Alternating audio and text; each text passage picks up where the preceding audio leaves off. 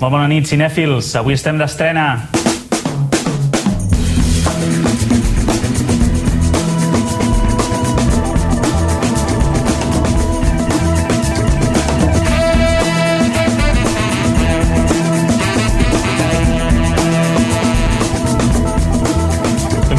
Benvinguts una setmana més al programa de cinema de Llobregat Televisió. Sorinya, bona nit. Bona nit, Albert. Avui estem ja quasi de comiat perquè és el nostre penúltim programa d'Aforament Il·limitat. Ja no us explicarem estrenes, aquestes coses, però bueno, tu, encara ens queden 2 programes, així que el clínex per l'altre dia, ¿vale? El cap de setmana passat, què? Vas anar al cine o no? No vaig anar a veure. Aquest cap de setmana no m'ha tocat, no he tingut temps. Però aniré a veure la que està al primer del rànquing, La noche en el museo. Sembla bastant divertida. Sí, tu vas al rotllo masses, no? També? No, home, en canvi vull anar a veure aquestes dues que estan seguides. Babel, Segona Posició i Apocalipto. I Apocalipto, aquestes 3, jo que són les meves, sí.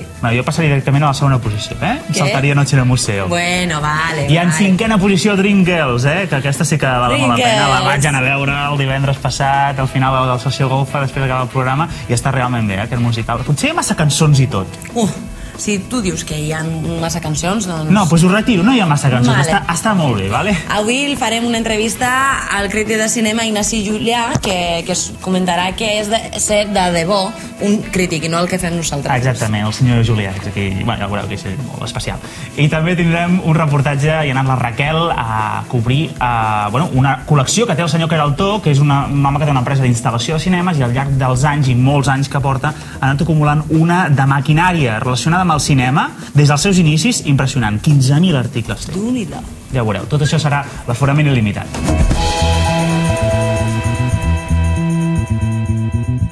Cuando la gente no puede hacer algo, te dicen que tú tampoco puedes. Comencem les estrenes d'aquesta setmana amb un drama basat en fets reals que es diu En busca de la felicidad, protagonitzada per Will Smith.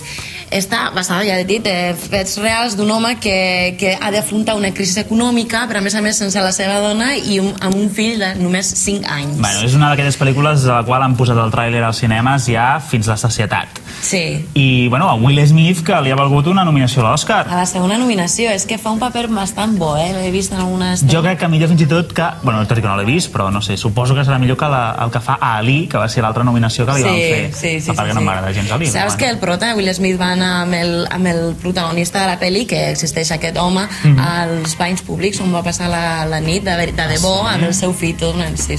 És en el moment del tràiler que li cau la llagrimeta. I a nosaltres també. Heu de portar Kleenex, Sí, això també, no? Tot el rato Kleenex. Mira, la Thandie Newton, saps qui és la Thandie Newton? Apareix a Crash. I a Missió Impossible 2. Sí. I el Hayden Christopher Smith no serà un fill de Will Smith o alguna cosa? Pot ser, En busca de la felicidad. Mati, he recibido un email muy extraño. Passem del drama al terror, perquè també ens arriba aquesta setmana Pulse, Conexión. I per què Conexión? Doncs perquè després d'una onada de suïcidis resulta que els morts contacten amb els vius a través d'internet. Els envien e-mails. Ui, quina terror! Sí. I els adverteixen que la fi del món està molt a prop. Ai, Déu meu, bueno. Hem de dir que aquesta és un remake d'una pel·li que ja s'havia fet el 2001 de Kiyoshi Kurosawa, japonesa, que està molt de moda aquestes de terror japoneses. Està bé. Jo t'he de confessar, Sorinya, que vaig veure el tràiler un dia a la nit i vaig cagar per la pata abajo. O sigui que sí. Amb això de l'internet... Vaig comentar a sentir sorolls per darrere. Ara tindràs por quan obris el teu email, també? Exactament. O sigui, Pulse, no? Pulse aquí. Tu t'imagines rebre mails? Castilla. Where the hell is Castilla? Miguel y William és una comèdia romàntica espanyola que conta la història de com Miguel de Cervantes i William Shakespeare es troben a la Manxa. Que realista, no, això? Sí, superrealista. Bueno, hi ha teories de tot això. Bueno, coneixen a Elena Naya, una noia molt provocadora. No ho expliquis tot, És veritat, és que començo i... Carlos Rodríguez, molt bona nit. Hola, bona nit, què tal? Què et va semblar aquesta pel·lícula? Bueno, jo et comento. És això, explica la fictícia trobada entre William Shakespeare i Miguel de Cervantes. D'aquí ve el títol de la pel·lícula. I bueno, la protagonista és l'Elena Naya, que... Ja per si sola no m'agrada. No t'agrada? No. Però bueno, Lucía y el sexo, que és molt morbosa, no? Sí. La cangur. Bueno, és la protagonista i bueno, és una noia que ve de Londres i ve a Castella i coneix a Miguel de Cervantes. Amb les seves arts de seducció li propon que li faci una obra de teatre per al seu matrimoni, per celebrar el seu matrimoni. Però també vindrà Shakespeare, que està enamorada d'ella, i també li voldrà escriure. Aleshores ja comença l'embolic, no? Ja us podeu imaginar. I què tal és això de que un català faci de Cervantes, el Josep Maria Pou? No fa de Cervantes, fa de Promès de l'Helena de Naya, fa d'un duc molt ric i... Qui fa de Cervantes? Juan Luis Galiardo. Això mateix.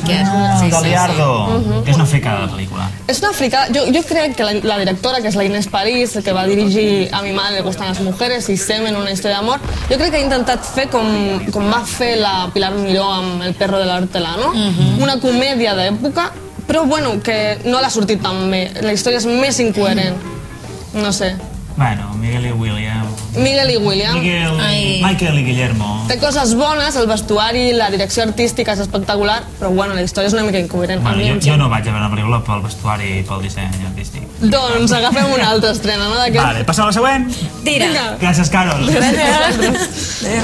Creo que van a llenarle el cuerpo con un montón de cajas de balas. Haces Calientes és una comèdia d'acció amb, atenció, Andy García, Ryan Reynolds i Ray Liotta, que quan dius aquest cognom sembla que l'estigui insultant. Ray Liotta!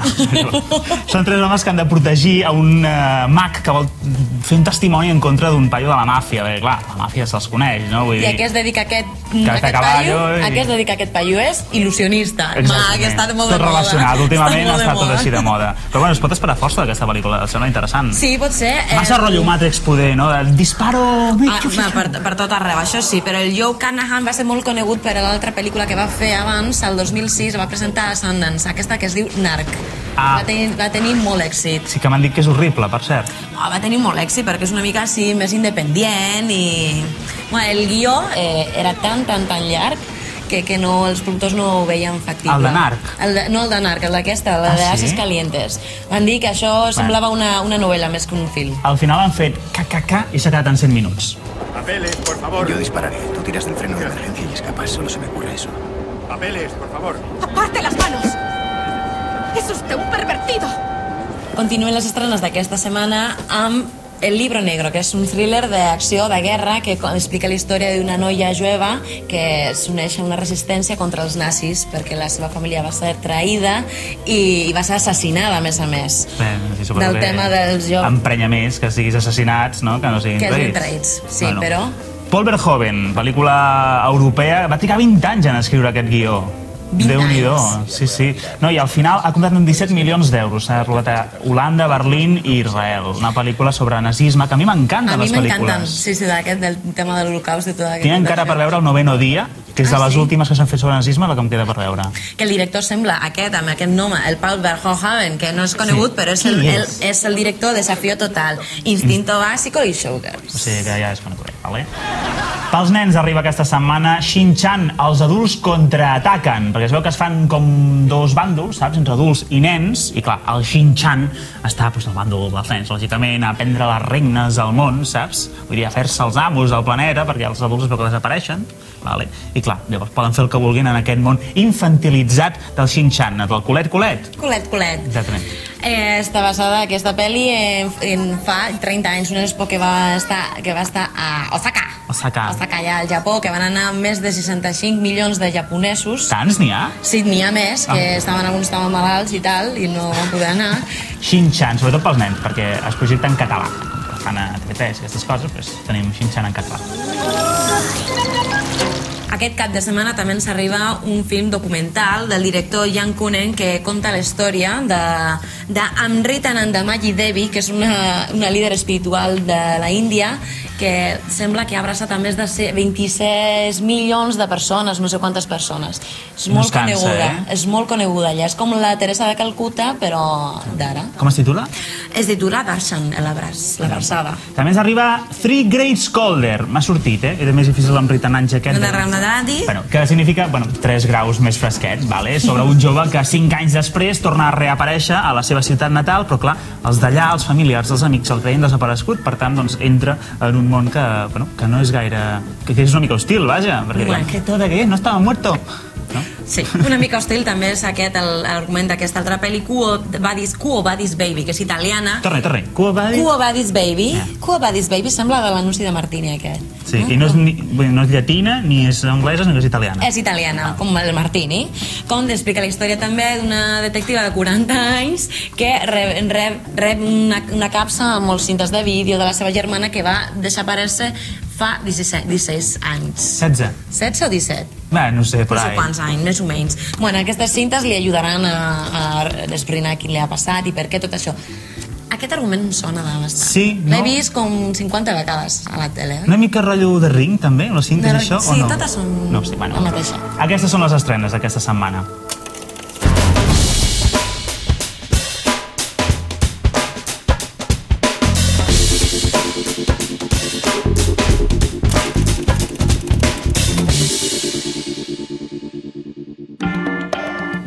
I com us havíem avançat, tenim aquí amb nosaltres el crític de cinema Ignasi Juliacs. Bona nit, Ignasi. Hola, què tal? Bona nit. Et volíem portar aquí perquè volíem saber com era exactament la professió de crític professional, no com nosaltres. Que parlem per parlar. Una mica de xerrameca. Escolta, és vocacional això de ser crític de cinema? Home, hi ha gent que sí. Hi ha gent que diu que sí. Jo crec que molts no. I en el meu cas, és a dir, no és exactament... el que passa és que agrada el cinema, no? I quan ets molt jove el que somies, sobretot en la meva època, doncs quan jo tenia entre 15 i 20 anys, el que somies és fer cinema, no? Per un seguit de circumstàncies, esclar, fer cinema 20 anys enrere, ara continua sent igual de difícil, per descomptat, no? Però 20 anys enrere realment era molt complicat. I esclar, hi arriba un moment que vas derivant, no t'adones, i vas derivant a comentarista, no? Vull dir, i és així una mica com... Jo crec que hi ha molta gent que acaba sent crític de cinema per aquesta via, no? O sigui que... Em conec que diuen que no, que tota la vida han volgut asseure's i veure cinema i criticar. Aquella llegenda que diu que els crítics són directors frustrats? Sí, jo crec que... A veure, no, tampoc vull... És a dir, això no és que sigui determinant per tothom, però jo crec que una certa part sí. I entre ells jo m'hi compto. I a la gent, a la teva família, als teus amics i tal, li agraden anar amb tu a veure una pel·li al cinema, a casa o... Perquè clar, jo suposo que estaràs tota l'estona parlant de això no m'ha agradat, això està molt bé, però tècnicament parlant a la gent li agrada. Bueno, la família i els amics més aviat el que et pregunten és escolta, això val la pena? Què opines d'això, no? O avui, aquesta setmana, quina pel·lícula és la que es pot veure, no?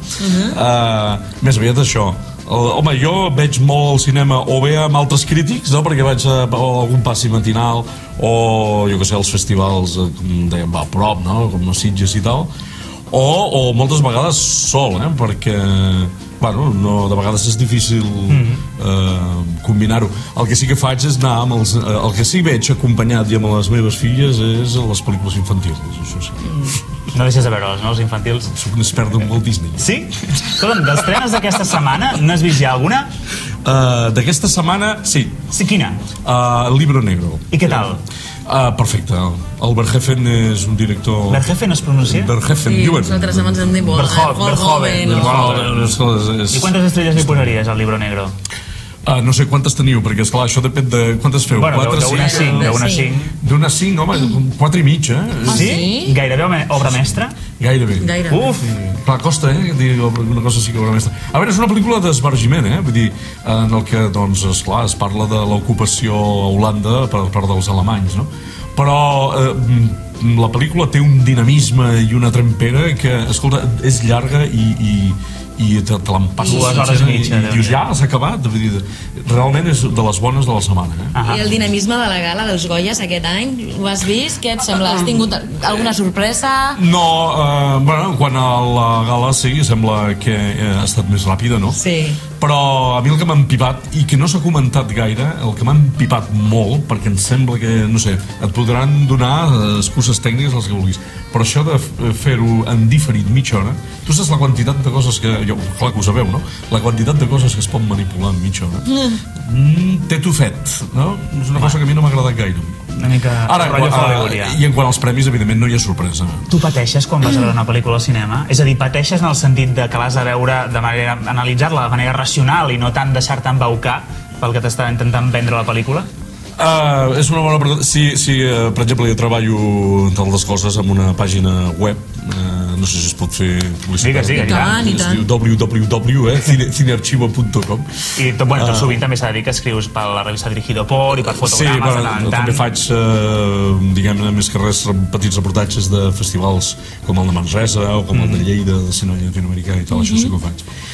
Doncs, esclar, si ets conscient que la pel·lícula l'has de comentar, per descomptar que has de fer un esforç d'estar atent a un seguit de coses, diguem-ne, posant més èmfasi. Moltes les veus, encara que tu estiguis passant bé o malament, no? Si t'agrada la pel·lícula, t'adones de moltes coses. Però és veritat que si poses l'èmfasi express, encara en treus més, per descomptat. Com veus que serà el cinema d'aquí a pocs anys? Bueno, hi ha tal grau de possibilitats i tal combinatòria que jo estic fascinant per aquest aspecte tècnic, no? Perquè és que vol dir que fins la gent estudiosa cada cop ho té més fàcil, Primer perquè internet ja subministra un seguit d'informació majoritàriament en anglès, però en tot cas la subministra, i en tot cas, això per un cantó, i per un altre cantó és que tens el propi material de treball, el propi material d'estudi, d'anàlisi, de comentari. Però vaja, per tant, que ets de casa i el cinema et quedes amb la sala, no? No, això per descomptat. O sigui, tots els que ens agrada el cinema, és a dir, és que passarà una cosa, la gent que pugui acabarà fent-se, perquè ja hi ha gent que s'ho està fent, acabarem dedicant una sala de la casa amb un projector, amb pantalla gran, perquè evidentment... A mi m'agradaria. A veure, hi ha una cosa que està clara, els travelings, els moviments de travel en una pel·lícula gran, Guerra i Paz, no? O una pel·lícula d'aquestes enorme. El moviment dels travelings, per exemple, o sigui, tot el que és la dimensió de la imatge és molt diferent de veure-la en una pantalla gran que veure-la allò en plan quadradet petitet, que per descomptat no t'enteres de la meitat del que és, a veure, en una pel·lícula espectacular, per exemple, tot això, tota la posada en escena aquesta, no? Ignasi, que se'ns acaba el temps. Moltíssimes gràcies per venir aquesta nit a l'aforament il·limitat, d'acord? I res, et llegirem per alguna revista. Vale. Això que comentava l'Ignasi dels inicis del cinema. Dels inicis del cinema sempre, clar, va estar això pensat com un espectacle de masses, no? Però també l'Edison va fer una maquineta, no sé si ho sabia, Soriñe, que era de visionat individual, però que no va triomfar. No va triomfar. Com els Lumière van fer aquesta linterna, el Berger també... Doncs el senyor Queraltó, ja us hem avançat abans, també té una col·lecció de més de 15.000 articles on hi ha, bueno, aquestes màquines i moltíssimes més. I vam enviar la Raquel perquè anés a veure quines cosetes té. Avui estem amb el senyor Queraltó, que ens mostrarà la seva col·lecció de les ombres al film. Aquí tenim tota aquesta estanteria amb vidres, aquests vidres que estan pintats a mà, la major part, alguns no, estan pintats a mà, i aquests són els que funcionaven amb les llinternes màgiques. O sigui, això es posava en una plaça o en un local gran, i aquí doncs s'entraven els vidres, aquests vidres es anava entrant, es canviaven, s'exposaven, s'obria per aquí i es feia un espectacle a base d'entrar i sortir personatges. Això estem parlant de l'any 1880. Llavors això d'aquí ja són visors estereoscopis, que es veu dos forats, que vol dir els dos ulls. Aquí tenim una imatge molt semblant amb aquesta, quasi saben iguales. Llavors l'una es mira amb l'ull esquerre i l'altra amb l'ull dret. Per això aquesta distància és, si fa o no fa, la distància dels ulls. Com va començar aquesta afició al cinema? Jo aquí vaig engegar, podríem dir, uns tallers per fabricar maquinària cinematogràfica i per instal·lar cinemes. Quan vas a un lloc i poses una maquinària nova, es treu una maquinària vella. A mi em dolia molt de llançar-la. Tots aquests materials són invents dels germans Lumière. Els germans Lumière, la peça que van inventar, la gràcia, va ser aquesta pala. Aquesta pala que veiem passar, això és l'invent dels germans Lumière. Manera de que puguem veure primer la fotografia número 1, després la fotografia número 2. Però entre la 1 i la 2 posarem aquesta pala perquè l'ull no pugui veure quan baixa la segona. Aquest és l'invent del cinema. A partir d'aquí ja vam tenir el cinema inventat. Hi ha una màquina més professional que van fabricar els Lumière per fer cine més en sèrio. Totes aquestes màquines funcionen? Aquí hi ha un 40% del material que funciona. Hi ha un altre 40% que fent ni molt poqueta cosa també funcionarà. Una té una làmpara fosa, l'altra té una maneta trencada, coses d'aquestes, però que això ho restaurarem. Això és un altaveu, també inventat pels germans Lumière. Projectats amb aquest altaveu, llavors ells van inventar aquesta gramola, que jo en dic gramola, també amb un altaveu d'aquests. Ja és com si tinguéssim un motor carregat. Disparem aquí i ja es posa en marxa el disc. I llavors baixem aquí.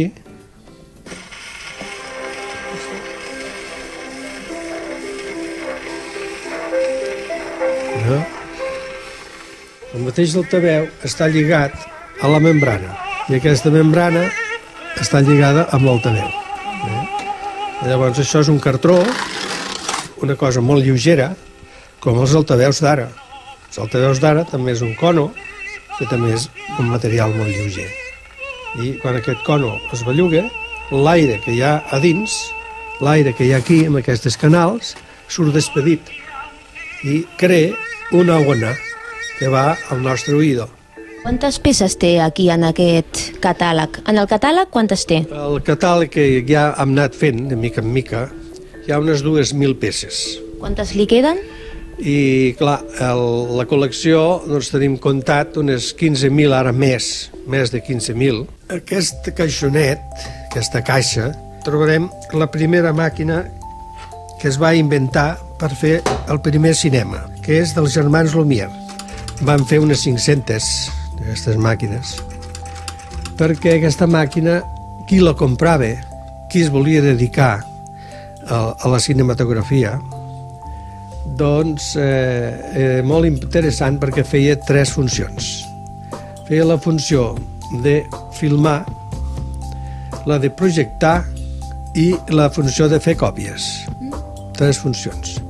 I clar, amb aquesta maquineta és com si t'haguessin donat un laboratori sencer. Aquí hi ha una còpia de la patent d'aquesta màquina, amb els dibuixos inclosos. Això ho van patentar per 15 anys, que ja han vençut. Aquesta màquina té una història extraordinària. La va anar a comprar un senyor Maño, de Saragossa, que es deia Eduardo Jimeno Carreras. Inclús li han fet un homenatge amb una màquina, que és aquesta, i amb el seu trípode, que també és aquest. La primera filmació que van fer era una pel·lícula que es deia La salida de missa de la Virgen del Pilar. Llavors els seus nets, que van anar a viure a Inglaterra, des d'allà estant, que es van emportar tot aquest material, doncs van anar i ho van portar a la subhasta per vendre-ho, per fer cèntims. Jo me'n vaig enterar i vaig fer els tràmits necessaris perquè això tornés a Espanya, perquè això se n'anava cap a Alemanya. Era un càrrec de consciència i era una responsabilitat enorme que les autoritats espanyoles deixessin escapar una cosa tan important com aquesta. El nom és Cinematògrafe Carpentier, l'enginyer que ho van fabricar. Des de 30 anys cap enrere és quan jo vaig començar a recollir. Quan ja vaig veure que anava creixent, i que això se n'ha de fer alguna cosa. I ara fa 10 anys que vaig començar a fer la catalogació. Vaig tenir la idea de que això ho ha de veure tothom. D'això s'ha de fer un museu, que tothom ho pugui disfrutar. El que passa que s'ha de fer un museu ben fet perquè la gent no s'hi avorreixi.